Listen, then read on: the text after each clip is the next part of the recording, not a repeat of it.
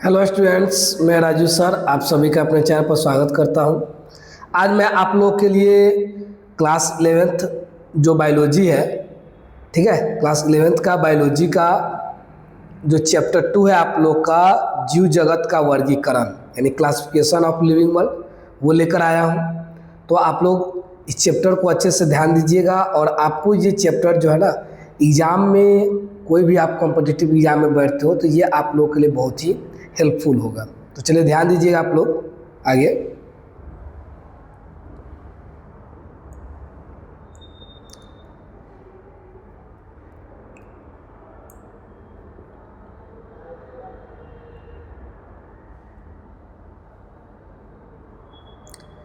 Hello students, मैं Raju sir. आज मैं आप लोगों को पढ़ाने वाला हूँ जीव जगत का वर्गीकरण। क्या पढ़ाने वाला हूँ? जीव जगत का वर्गीकरण। तो सबसे पहले हम लोग जानेंगे कि जीव जगत के वर्गीकरण के लिए कि जीव जगत का वर्गीकरण क्यों आवश्यक है। ठीक है, जीव जगत का वर्गीकरण क्यों आवश्यक है। तो चलिए हम लोग ध्यान देंगे सबसे पहले कि आवश्यक क्यों होता है यह जीव जगत का जो वर्गीकरण है क्यों आवश्यक है। तो ध्यान दीजिए, पृथ्वी पर बहुत सारे ऐसे जीव हैं। पृथ्वी पर क्या है, बहुत सारे ऐसे जीव है, जैसे में गाय हो गया, भैंस हो गया, पेड़ पौधे हो गए ना आदि। गाय, पेड़ पौधे, भैंस आदि ये सब क्या है, पृथ्वी पर सभी मौजूद जीव है। जो क्या करता है, इनको जो वर्गीकृत किया गया था उनके लक्षणों के आधार पर अलग अलग श्रेणियों में बांटा गया। किस आधार पर बांटा गया? उनके लक्षण के आधार पर अलग अलग श्रेणी में क्या किया, बांट दिया गया। क्यों? क्योंकि जीवों के अध्ययन करने में आसानी हो। क्यों बांटा गया? क्योंकि जीवों के अध्ययन करने में हमको क्या हो सके, आसानी हो सके। इसीलिए क्या किया गया था कि सभी जीवों का वर्गीकरण किया गया ना। चलिए ध्यान देंगे हम लोग आगे। चलिए, यानी कहा जाता है कि वर्गीकरण की शुरुआत क्या है, वर्गीकरण की शुरुआत। तो ध्यान दीजिए, सबसे पहले वर्गीकरण की जो शुरुआत किया थे अरस्तु किए थे। कौन किए थे? अरस्तु। ये याद रखिएगा, अरस्तु किए थे वर्गीकरण की शुरुआत। ठीक है, अब क्या कहा जाता है अरस्तु के बारे में ध्यान दीजिएगा कि सबसे पहले जीवों के वैज्ञानिक यानी कि जीवों का जो वैज्ञानिक रूप से अध्ययन किए थे वो कौन थे? अरस्तु थे। यानी कि जीवों का वैज्ञानिक रूप में अध्ययन सबसे पहले कौन किए थे? अरस्तु किए थे। और अरस्तु को जीव विज्ञान का जनक भी कहा जाता है। अरस्तु क्या कहा जाता है? जीव विज्ञान का जनक कहा जाता है। दूसरा पॉइंट याद रखना है कि इनके वर्गीकरण का आधार क्या था।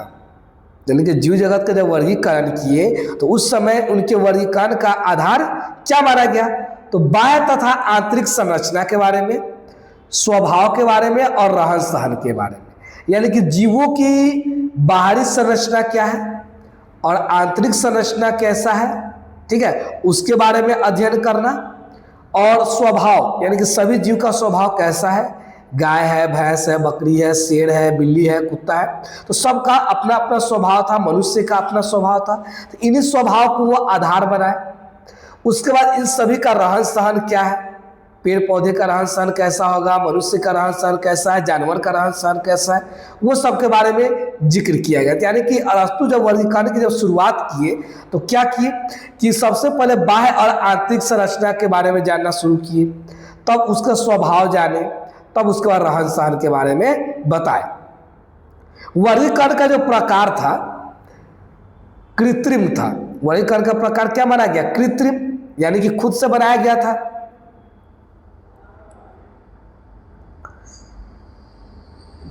चलिए, अब कहा जाता है कि वर्गीकरण का जो प्रकार था कृत्रिम वर्गीकरण था और मानव हस्तक्षेप के साथ था। मानव हस्तक्षेप के साथ था, ठीक है। यानी कि मानव इसमें क्या किए थे? हस्तक्षेप। और वो मानव कौन थे? अरस्तु थे। कृत्रिम रूप से यानी कि खुद से वह क्या किए थे कि जीव जगत का वर्गीकरण किए थे। और वर्गीकरण का आधार क्या क्या बताऊं? बाहरी और आंतरिक संरचना, स्वभाव और रहन सहन था। ठीक है, फिर कहता है कि संपूर्ण जगत को ठीक है दो भागों में विभाजित किए थे। कौन? अरस्तु।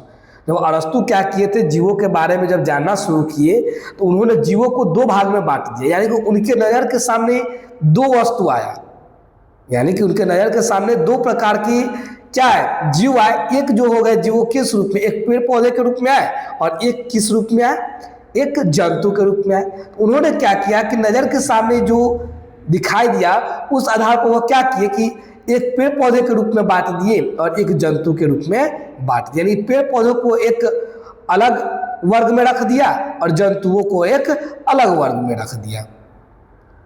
तो याद रखिएगा कि वर्गीकरण की शुरुआत, जीव जंतु के वर्गीकरण की शुरुआत सबसे पहले कौन किए थे, अरस्तु किए थे।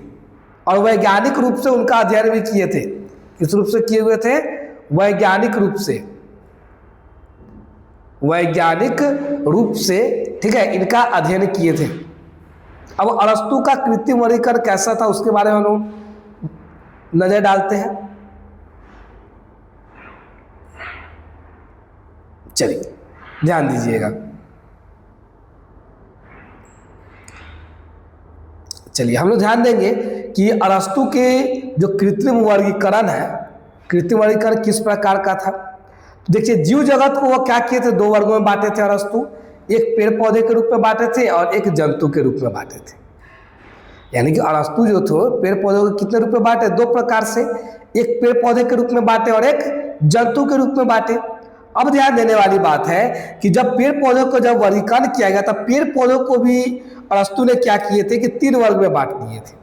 पेड़ पौधे के भी कितने वर्गों में बांटे, वो तीन वर्ग में। एक बांट दिए शाख के रूप में, दूसरा बांट दिए झाड़ी के रूप में और तीसरा का वृक्ष के रूप में। यानी कि अरस्तु जो वर्गीकरण किए थे पेड़ पौधे का, तो पेड़ पौधे को उन्होंने कितने वर्गों में बांटा, तीन वर्गों में बांटा। एक शाख के रूप में, दूसरा झाड़ी के रूप में और तीसरा का वृक्ष के रूप में। और शाख जो था ना, यानी कि शाख में क्या होता था कि जितने भी पौधे होते थे वह हरे भरे हुआ करते हैं और उनके आकार में छोटे होते हैं। शाख क्या होते हैं, एकदम हरे भरे और वो आकार में सबसे छोटे होते हैं। जो आप लोग देखिएगा खेत उत में या कहीं भी पौधे के आसपास या जहाँ पर भी खेती होता है वहाँ पर जो घास होता है, जो मोथा उगता है, वो क्या होता है, एक छोटा आकार में भी होता है और क्या होता है, बहुत हरा भरा होता है। दूसरा था झाड़ी के रूप में, तो उसमें से थोड़ी लकड़ी रहती है, उसमें लकड़ी क्या होती है, थोड़ी होती है, लेकिन उनमें शाखाओं की संख्या बहुत अधिक होगी। लकड़ी क्या होगा, थोड़ा होगा, लेकिन उसमें शाखाएं बहुत सारी होगी। जैसे एग्जाम्पल के तौर पर दिया गया तुलसी का पौधा। आप लोग तुलसी का पौधा देखे होइएगा कि उसमें लकड़ी क्या होता है, कम होता है। लकड़ी क्या होता है, कम होता है, लेकिन उनकी शाखाएं क्या होती है, बहुत अधिक होती है। अब ध्यान देने वाला बात है वृक्ष के बारे में। तो वृक्ष क्या होता है, एक मोटा तना होता है जो क्या, जिससे हम लोग क्या कर सकते हैं, लकड़ी प्राप्त करते हैं। वृक्ष क्या है, एक मोटा तना होता है जिससे हम क्या करते हैं, लकड़ी प्राप्त करते हैं। तो ये तो था कि पौधे के तीन वर्गों में बांटा गया था, एक शाख के रूप में, एक लकड़ी के रूप में और एक वृक्ष के रूप में। लेकिन जंतु को जो है ना, दो प्रकार से बांटा गया था। जंतु को उन्होंने कितने प्रकार से बांटा था, दो प्रकार से। एक एनीमा कहा था और एक एनाइमा के रूप में। एक किस रूप में, एनीमा के रूप में और एक एनाइमा के रूप में। यानी एनीमा में क्या होता था, यानी कि एनीमा में क्या है कि रक्त जो है ना, रक्त ये क्या होता है, लाल होता है। एनीमा में रक्त कैसा होता है, लाल होता है।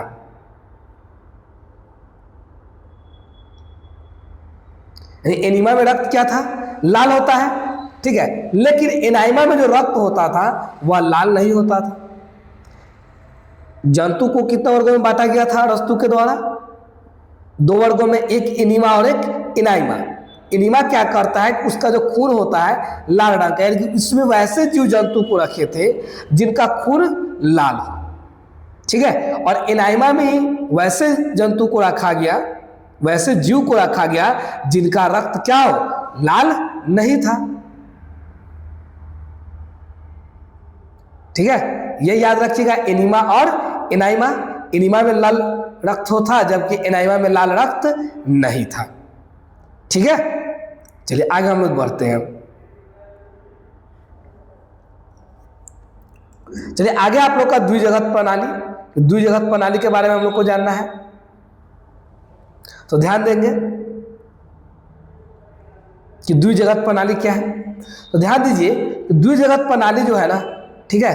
द्विजगत प्रणाली जो है सबसे पहले क्या हुआ था, द्विजगत प्रणाली कैरोलस लिनियस के द्वारा दिया गया था। द्विजगत प्रणाली कौन दिया था, कैरोलस लिनियस दिए थे। और कब दिए थे तो ध्यान दीजिएगा, ये 1735 में, कब 1735 में यह क्या किए थे कि अपनी एक पुस्तक यानी कैरोलस लिनियस द्विजगत प्रणाली के बारे में 1735 में अपनी एक पुस्तक सिस्टेमा नेचुरी, यानी कि उनका एक पुस्तक था, उस पुस्तक का नाम था सिस्टेमा नेचुरी। क्या नाम था, सिस्टेमा नेचुरी नाम था इनका, ठीक है। यानी कि द्विजगत प्रणाली के बारे में उन्होंने प्रस्तावना कब पारित किया था, यानी प्रस्तावित कब किए थे, तो 1935 में वह क्या किए थे कि सिस्टेमा नेचुरी नामक पुस्तक में प्रस्तावित किए थे। कब किए थे प्रस्तावित, सिस्टेमा नेचुरी नामक पुस्तक में 1735 में प्रस्तावित किए थे। लेकिन इनको क्या किया गया था कि मुख्य रूप से ठीक है अधिक मान्यता दी गई थी, ठीक है। कब दिया गया था तो 1758 में। 1758 में क्या किया गया था, इसको मुख्य रूप से मान्यता दी गई थी। तो क्या याद रखेंगे कि द्विजगत प्रणाली जो है ना कैरोलस लिनियस के द्वारा दी गई है, ठीक है। लेकिन कब तो 1735 में कैरोलस लिनियस के द्वारा क्या किया गया था कि सिस्टेमा नेचुरी नामक पुस्तक का क्या हुआ था, अपने पुस्तक में वो बताए थे पूर्ण रूप से, ठीक है। तो क्या बता रहे थे कि द्विजगत प्रणाली क्या हुआ था, कैरोलस लिनियस के द्वारा 1735 में प्रस्तावित किया गया। और उनका एक बुक था सिस्टेमा नेचुरी। कौन सा बुक था उनका, सिस्टेमा नेचुरी, जिसमें वह क्या किए थे कि उसमें द्विजगत प्रणाली को प्रस्तावित किए थे। लेकिन संसार के सामने मुख्य रूप से उनको मान्यता जो दी गई थी 1758 में दी गई थी। कब दी गई थी, 1758 में, ठीक है। तो चलिए हम आगे ध्यान देते हैं।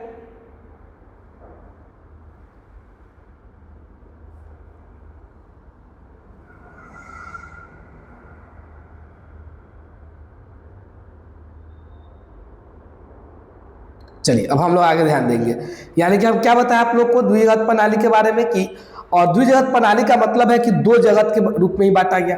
तो दो जगत कौन थे, एक था पादप और एक था जंतु। और कब इसको पूर्ण रूप से लाया गया था, अस्तित्व में लाया गया, पूर्ण रूप से मान्यता प्राप्त की गई इनको, तो 1758 में। कब मान्यता दिया गया था, 1758 में दिया गया था। क्या था, तो पहला था पादप जगत और दूसरा का था जंतु के रूप में। पहला किस रूप में था, पादप के रूप में, दूसरा जंतु के रूप में। तो पादप के बारे में उन्होंने बताया कि कोशिका भित्ति पाई जाएगी। क्या पाई जाएगी उसमें, कोशिका भित्ति पाई जाएगी। इसमें क्या पाया जाएगा, कोशिका भित्ति। लेकिन जंतु जगत में उन्होंने क्या बताया कि जंतु जगत में कोशिका भित्ति नहीं पाई जाएगी। यानी कि पादप में यानी प्लांट में सेल वॉल प्रेजेंट होगा, जबकि एनिमल में सेल वॉल क्या होगा, एब्सेंट होगा, ठीक है। उदाहरण के तौर पर लिनियस ने उदाहरण लिया था bacteria, fungi, plant, dinoflagellates, chrysophytes. ये सब क्या है, द्विजगत प्रणाली के उदाहरण है। तो द्विजगत प्रणाली का मतलब उसी में था कि सिर्फ पेड़ पौधे के बारे में वो क्या किए थे, बांट दिए थे। पेड़ पौधे को अलग कर दिए और जंतुओं को अलग कर दिए थे। चलिए आगे आता है आप लोग का त्रिजगत प्रणाली। आगे क्या है, त्रिजगत प्रणाली के बारे में। तो चलिए ध्यान देते हैं त्रिजगत प्रणाली क्या थी।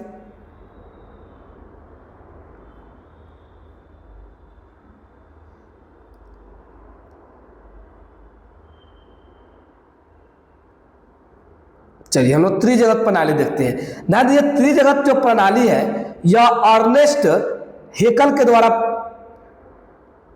प्रस्तावित किया। यानी कि त्रिजगत प्रणाली कौन दिया था, तो अर्नेस्ट हेकल दिए थे। और कब दिए थे अर्नेस्ट हेकल, तो याद रखिएगा कि ये 1866 में दिए थे। कब दिए थे, 1866 में। त्रिजगत प्रणाली अर्नेस्ट हेकल के द्वारा कब दिया गया था, 1866 में दिया गया था। कब दिया गया था, 1866 में। और उनका क्या कहना था, तो ध्यान दीजिएगा कि त्रिजगत प्रणाली में उन्होंने क्या किया था कि अर्नेस्ट हेकल ने प्रोटिस्टा को शामिल कर दिया था। यानी कि प्रोटिस्टा को शामिल कर दिया कौन, अर्नेस्ट हेकल यानी लिनियस से कुछ कमियों को दूर करते हुए अर्नेस्ट हेकल जो थे ना प्रोटिस्टा क्या किए थे, यानी कि 3 जगत प्रणाली में शामिल कर दिए। ठीक है, और ये प्रोटिस्टा जो था एक कोशिकीय जीव को स्थान दिया था, यानी इस प्रोटिस्टा में क्या किया गया था, सिर्फ एक कोशिका वाले जीवों को स्थान दिया गया। यूकैरियोटिक जीवों को भी स्थान दिया गया, यानी कि जिसमें केंद्रक युक्त जीव हो, जिसमें केंद्रक पाया गया हो।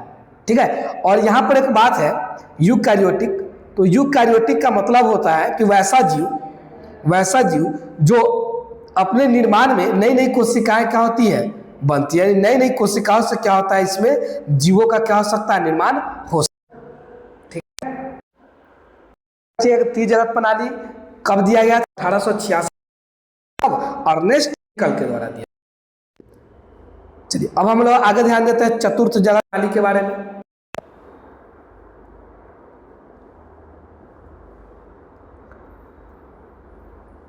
चलिए हम लोग ध्यान देते हैं अब चतुर्थ जगत प्रणाली क्या थी। ध्यान दीजिए, चतुर्थ जगत प्रणाली क्या है, चतुर्जगत प्रणाली, चतुर यानी चतुर्थ भी लिख सकते हैं यहाँ पर। ठीक है, यानी 4 किंगडम क्लासिफिकेशन। तो ये जो था चतुर्थ जगत प्रणाली कोपलैंड के द्वारा दिया गया था। किसके द्वारा दिया गया था, कोपलैंड के द्वारा दिया गया था। ठीक है, और कोपलैंड ने क्या किया था कि मोनेरा जगत को उसमें शामिल किया था। किसको शामिल किया था, मोनेरा जगत को, यानी कि वैसे जीव को उन्होंने शामिल कर दिया जो प्रोकैरियोटिक हो, यानी जिनकी कोशिका पुरानी, जिनका निर्माण पुरानी कोशिकाओं से होता हो। ठीक है, और केंद्रक विहीन, और जिसमें केंद्रक नहीं पाया जाता हो, उस प्रकार को जगत को क्या किया, जीवों को एक मोनेरा जगत के रूप में क्या किया, स्थापित किया। यानी कि पादप जगत और जंतु जगत कौन दिया, कैरोलस लिनियस, और प्रोटिस्टा जगत कौन दिए थे, प्रोटिस्टा जगत कौन दिए थे, अर्नेस्ट हेकल। कौन दिए थे, अर्नेस्ट हेकल दिए थे 1866 में। ठीक है, और मोनेरा जगत कौन दिया, कोपलैंड ने। और कोपलैंड ने कब दिया था, कोपलैंड ने कब दिया, 1956 में दिया। कब दिया था, 1956 में। याद रखिएगा कि कोपलैंड के द्वारा, ठीक है, चतुर्थ जगत प्रणाली 1956 में दिया गया था। कब दिया गया था, 1956 में। और उस समय उन्होंने क्या किया था, चतुर्थ जगत प्रणाली में मोनेरा को शामिल कर लिया, और मोनेरा के अंतर्गत वैसे जीव आए जो प्रोकैरियोटिक हो गए और जो केंद्रक विहीन हो, जिसमें केंद्रक ही नहीं पाया जाता। ठीक है, तो चलिए आगे हम लोग ध्यान देते हैं।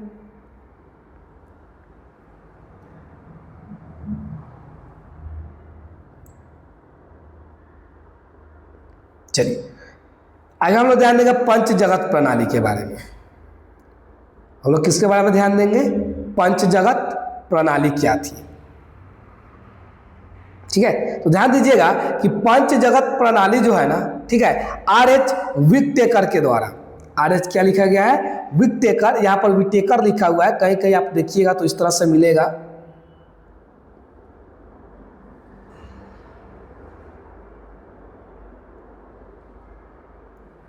टेकर बहुत जगह से मिलता है। ठीक है, तो क्या याद रखना है कि पंच जगत प्रणाली किसके द्वारा दिया गया था, R.H. विटेकर के द्वारा दिया गया था। ठीक है, R.H. विटेकर के द्वारा कब, 1969 में दिया गया था। और इन्होंने क्या किया था कि अपने प्रणाली में, ठीक है, उन सभी वैज्ञानिकों को दोषों को दूर करते हुए R.H. विटेकर क्या किए, कवक को उसमें शामिल कर लिए थे। किसमें शामिल कर दिए थे, कवक को। और कवक में क्या पाया गया, कोशिका भित्ति जो थी बनी हुई थी काइटिन की बनी हुई थी। कोशिका भित्ति किसकी बनी हुई थी, काइटिन की। और जड़ तना पत्ती इसमें नहीं पाई जाती थी, यानी इसमें जड़ हो, तना हो, पत्ता हो, नहीं पाया जाएगा। किसमें, कवक में। और वह क्या होगा, काइटिन की बना होगा। किस चीज का बना होगा, काइटिन, यानी कि कवक जो है, ठीक है, वैसे जीवों को शामिल किया जिनकी कोशिका भित्ति किसकी बनी हो, काइटिन की बनी हो। किसकी बनी हो, काइटिन की। ठीक, और उसमें जड़, तना और पत्तियां नहीं पाया जाएगा। जैसे में राइजोम है, थैलस है। जैसे में क्या है, राइजोम और थैलस। चलिए आगे ध्यान देते हम लोग। चलिए आगे है, चलिए अगला है कॉम्पिटिटिव एग्जाम के व्यू से कुछ है कि छठवां जगत भी दिया गया था, ठीक है। यानी ये छठे जगत है, ये आप लोग को उतना पूछता नहीं है, लेकिन कॉम्पिटिटिव एग्जाम के व्यू से आप लोग को बता दे रहे हैं कि छठा जगत दिया गया था। उस छठे जगत में जोड़ा गया था आर्की बैक्टीरिया को जोड़ा गया था। उस छठे जगत में किसको जोड़ा गया था? आर्की बैक्टीरिया को, जिसमें 3 डोमेन होते हैं। कितने डोमेन होते हैं? 3 डोमेन। 6 जगत प्रणाली जो दिया गया उसमें किसको जोड़ा गया था? आर्की बैक्टीरिया को, ठीक है, जिसमें 3 डोमेन थे। पहला था आर्की बैक्टीरिया, दूसरा था यू बैक्टीरिया और तीसरा था यूकेरिया। तो याद रखिएगा कि जीव जगत का वर्गीकरण का सबसे अंतिम, ठीक है, प्रणाली कौन सी थी? तो छठवां प्रणाली। और छठवां प्रणाली कौन सा था? Archie bacteria. जो आर्की बैक्टीरिया में कितने डोमेन होते थे? 3 डोमेन होते हैं, ठीक है, आर्की बैक्टीरिया, यू बैक्टीरिया और यूकेरिया, ठीक है। चलिए आगे हम लोग ध्यान देंगे कि वर्गीकरण का सारांश क्या है।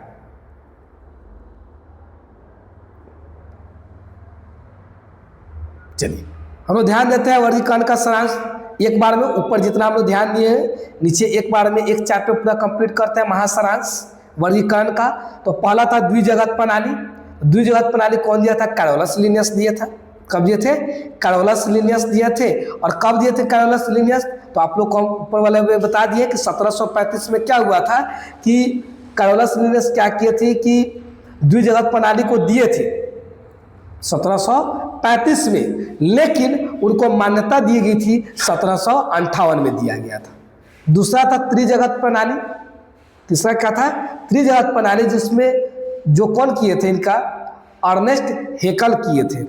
यानी कि वर्गीकरण त्रिजगत प्रणाली के वर्गीकरण कौन किए थे? Ernest Haeckel. और कब किए थे? तो 1866 में किए थे। कब किए थे? 1866 में। और चतुर्थ जगत कोपलानी ने किए थे, ठीक है, कब? 1956 में किए थे। और पंच जगत प्रणाली जो था कौन दिया था? आर.एच. विक्टेकर दिए थे। कौन दिए थे?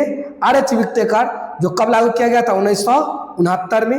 और ये कौन दिया था? कवक, ठीक है, क्या था? कवक के रूप में दिया गया था। और ध्यान देने वाली बात है कि द्विजगत प्रणाली में किसको जोड़ा गया? पादप और जंतु जगत को जोड़ा गया था, ठीक है। और त्रिजगत प्रणाली में किसको जोड़ा गया?